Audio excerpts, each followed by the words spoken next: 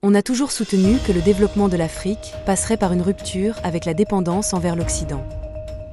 Cette idée se confirme aujourd'hui, notamment à travers l'exemple du Burkina Faso. Contrairement à la plupart des pays africains qui continuent de recevoir des fonds de l'Occident pour faire fonctionner leur pays, le Burkina Faso s'est détourné de l'Occident et cherche des solutions internes à ces défis. Récemment, sous la direction du président Traoré, le Burkina Faso a lancé la construction de routes dans les zones rurales. Mais ce qui est intéressant, c'est que cette construction se fait sans aucun financement. Nous savons que cela semble absurde, mais restez avec nous jusqu'à la fin de cette vidéo et vous saurez comment Traoré a réussi cet exploit remarquable sans argent.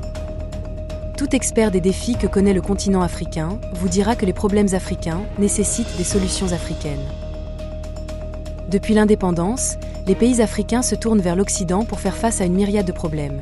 Insécurité, alimentation, technologie, santé, finances et même politique. Cependant, cela a créé une forme de dépendance.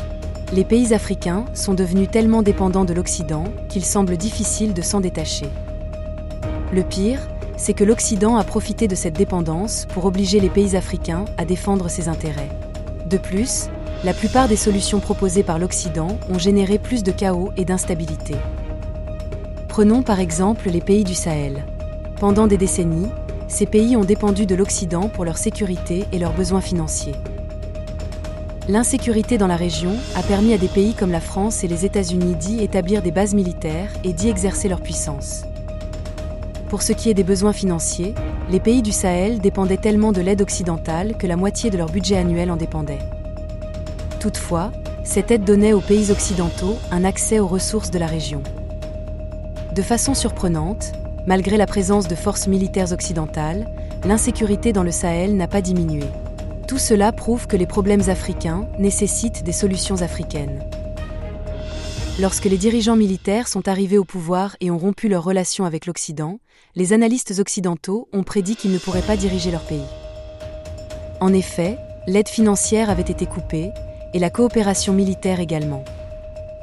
Mais cela fait maintenant plus de 2 ans pour des pays comme le Burkina Faso et le Mali, et ils tiennent toujours debout.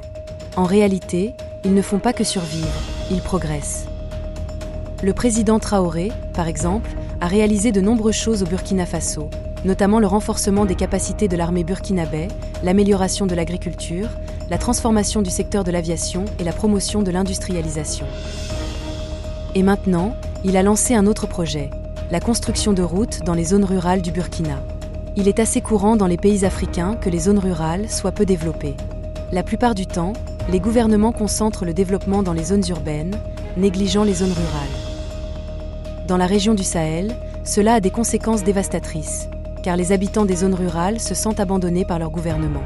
Par conséquent, des groupes armés terroristes en profitent pour rallier la population à leur cause. Ceux qui refusent de les soutenir sont tués. Dans les communautés où les groupes terroristes parviennent à gagner la population, ils commencent à recruter les jeunes hommes et à épouser les jeunes femmes, formant ainsi des familles avec eux. Cela rend difficile l'identification des terroristes par l'armée. C'est aussi la raison pour laquelle on a entendu parler de cas où l'armée burkinabé a tué des civils. Il est donc essentiel de développer les zones rurales, surtout dans le Sahel. Dans cette optique, Traoré a lancé la construction de routes dans les zones rurales. Mais voici ce qui est fascinant. Afin d'économiser les fonds, cette construction se fait sans aucun financement. Oui, cela paraît absurde, mais c'est grâce à une ancienne technique japonaise appelée Donu. Oui, cela paraît absurde, mais c'est grâce à une ancienne technique japonaise appelée Donu. Cette technique de construction routière, utilisée il y a plus de 100 ans au Japon, est une méthode de renforcement du sol utilisant des matériaux géotextiles, de préférence des sacs en toile de jute, dans les travaux de génie civil. Donu signifie en japonais « sac rempli de terre ». Cette méthode consiste à remplir des sacs solides avec de la terre soigneusement choisie, généralement de la latérite. Ces sacs servent ensuite de blocs de construction pour la route. Mais il ne s'agit pas simplement de les poser. Ils doivent être arrangés selon un schéma précis, puis compactés exactement 20 fois à l'aide d'un compacteur manuel. Ni plus, ni moins. L'objectif n'est pas d'écraser les sacs, mais de créer une surface stable et durable. Et tenez-vous bien, cette route peut durer 3 ans sans réparation, quel que soit le climat, et supporter jusqu'à 25 tonnes sans dommage. Incroyable, non ? Enfin, Les sacs sont recouverts de latérite pour une finition lisse et faciliter le passage. Mais comment le Burkina Faso a-t-il appris cette méthode ? C'est grâce à la coopération entre le Burkina Faso et l'Agence japonaise de coopération internationale, JICA. La JICA a introduit cette technique non seulement au Burkina Faso, mais aussi dans d'autres pays africains comme le Kenya et l'Ouganda. En 2019, l'ambassade du Japon, par l'intermédiaire de son ONG Community Road Empowerment, CORE, a introduit la technologie d'ONU en Ouganda pour aider les communautés rurales à entretenir leurs propres routes à un coût minimal et sans machine. Selon l'ambassadeur du Japon en Ouganda, Kamda Kazaki, le projet de 3 ans avait pour but d'autonomiser les communautés, en particulier les jeunes, afin qu'elles construisent, réparent et entretiennent elles-mêmes leurs routes en utilisant des matériaux et des techniques locales. Le gouvernement japonais a également consacré 666 millions de shillings ougandais à ce projet pour une année, chaque route coûtant environ 25 millions. Il a aussi révélé que ce programme a été mis en œuvre dans 27 pays et que plus de 102 km de routes ont été construits. Ce qui est magnifique, c'est que nous utilisons des matériaux locaux pour construire des routes solides, a-t-il déclaré. Un des aspects remarquables de cette technique, c'est qu'elle mobilise les ressources humaines et communautaires. D'après Kamda, tant que les populations locales ne seront pas formées à entretenir leurs routes avec des technologies peu coûteuses, les mauvaises infrastructures routières resteront un problème pour longtemps. Yuka Iwamura, la chef de projet, précise que l'objectif principal n'est pas seulement de construire des routes durables, mais aussi de transmettre les compétences aux jeunes. Pour chaque route construite, environ 20 à 30 jeunes de la communauté sont formés à la construction, à l'entretien et à la réparation. Une équipe d'ingénieurs les guide dans l'apprentissage pratique. Iwamura ajoute que tout le monde peut participer, peu importe le niveau d'études, car il s'agit d'un travail principalement manuel et pratique. La formation dure environ 1 semaine, car peu d'expertise est nécessaire. C'est exactement ce qui se passe actuellement au Burkina Faso. Les vidéos publiées sur le projet montrent que hommes et femmes participent activement à la construction des routes. Cela signifie qu'il acquiert des compétences utiles et que des opportunités d'emploi sont créées, ce qui aide à réduire le sentiment d'abandon et le taux de criminalité.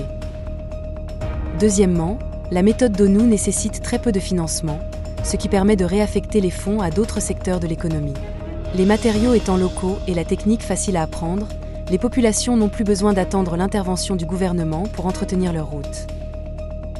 Avec cette nouvelle approche, davantage de routes seront construites dans les zones rurales du Burkina Faso et l'impact économique sera considérable.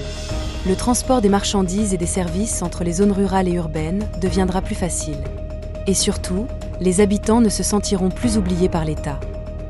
La construction de routes dans les zones rurales est une étape cruciale dans leur développement. Et cela, grâce à la vision du président Traoré, qui a adopté cette technologie. Mais cela n'est pas étonnant. Depuis le début, Traoré a prouvé qu'il est un grand explorateur de la technologie. Sous son leadership, le Burkina Faso a lancé le projet BurkinaSat 1, le premier satellite de l'histoire du pays. Ce nanosatellite d'observation de la Terre vise à transformer la vie des citoyens en ouvrant de nouvelles perspectives technologiques et de connectivité. Ce projet marque une étape essentielle dans l'évolution du pays vers le progrès scientifique. Il permettra de traiter des enjeux cruciaux comme l'agriculture, la gestion de l'eau et la résilience climatique. Le BurkinaSat 1 reflète l'engagement de Traoré envers un développement durable. Et pourtant, malgré les nombreux défis, sécurité, économie, il n'a jamais mis l'innovation de côté. Pas étonnant que certains officiers américains l'aient qualifié de leader sophistiqué. Selon les rapports, le satellite BurkinaSat 1 devrait être lancé avant la fin de l'année, si tout se passe bien. Les tests ont déjà été concluants. Un contrat a été signé avec la Chine pour le lancement initialement prévu le 3 mai, mais il a été retardé pour des raisons techniques. Lors d'une conférence de presse récente, le scientifique en chef du projet, Frédéric Ouattara, a assuré que tout était prêt, à condition que la météo soit favorable. Il a déclaré « Nous devons espérer que les conditions météorologiques nous permettent d'achever le projet ». Mais alors, à quel point le BurkinaSat est-il important pour le Burkina Faso ? Ce pays enclavé d'Afrique de l'Ouest, riche en culture et en ressources, dont l'or, est confronté à des défis économiques amplifiés par l'insécurité. Faisant partie du Sahel, zone semi-aride entre le désert du Sahara et les terres fertiles du Sud.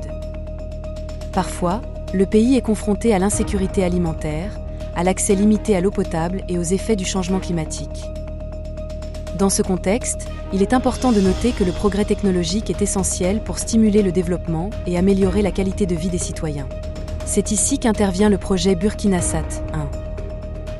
Le projet BurkinaSat 1 représente une initiative stratégique visant à exploiter la technologie spatiale pour surmonter ces défis majeurs et propulser le pays vers un avenir plus prospère. Le projet est né des efforts visionnaires de scientifiques burkinabés, soutenus par des partenaires internationaux. Son objectif principal est de renforcer la productivité agricole, d'améliorer la gestion des ressources en eau et de renforcer la résilience face au climat grâce à des données satellitaires avancées. BurkinaSat 1 est un petit satellite, mais sophistiqué, équipé de capteurs de pointe et de technologies d'imagerie. Il permet de surveiller la santé des cultures, de suivre les plans d'eau et de fournir des données essentielles pour la gestion des catastrophes. L'un des aspects les plus importants du projet est la station au sol de l'université Norbert Zongo. Cette station sert de centre de contrôle et de traitement des données du satellite, assurant une utilisation efficace des informations collectées. Selon les médias locaux burkinabés, le président Roch-Marc Christian Kaboré a annoncé le lancement de la phase de construction du satellite, après la présentation médiatique de la station au sol, récemment construite comme première étape du projet. Le projet est dirigé par le professeur Frédéric Ouattara, lauréat du prix africain de l'excellence en recherche spatiale décerné par l'Union géophysique américaine en 2018. Il est président de l'université Norbert Zongo à Koudougou, où est implantée la station. La réalisation du BurkinaSat 1 s'est déroulée en 3 phases. Le lancement de la phase de construction a suivi l'achèvement de la première phase, qui était la construction de la station au sol. Le projet est actuellement dans la 3e phase, le lancement et l'opérationnalisation du satellite pour une durée nominale en orbite. Applications concrètes, agriculture. Les données du satellite aideront les agriculteurs à optimiser les rendements, à détecter les ravageurs taux et à mieux gérer la santé des sols. Avec des données précises sur la météo et les sols, ils pourront prendre des décisions éclairées. Gestion de l'eau, le satellite surveillera les réservoirs et les cours d'eau, permettant une distribution efficace de l'eau et une conservation durable des ressources. Et santé, les données environnementales peuvent aider à prédire et à gérer les risques sanitaires, comme les épidémies.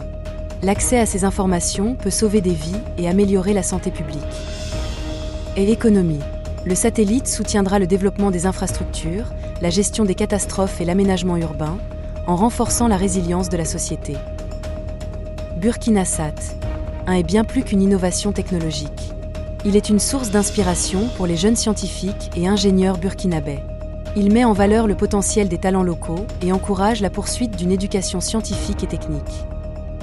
Ce qui est intéressant, c'est que le Burkina Faso n'est pas seul dans cette initiative. En janvier 2022, l'Afrique du Sud a marqué l'histoire en lançant 3 nanosatellites, les premiers entièrement conçus et fabriqués sur le continent africain. Les producteurs de cacao au Ghana pourront bientôt bénéficier de conseils agricoles grâce à SAT Farming, un programme utilisant l'imagerie satellite pour surveiller l'environnement. Et l'Angola a lancé son 2e satellite de télécommunication, Angoza 2, en 2022. Les pays africains commencent à comprendre l'importance de la technologie et de l'innovation dans le développement économique. C'est une excellente nouvelle, et cela mérite d'être applaudi. La réalité, c'est que la technologie ne peut pas être dissociée de l'industrialisation. Si les pays africains veulent se développer comme l'Occident, ils doivent miser sur le progrès technologique, en mettant l'accent sur des solutions africaines et locales.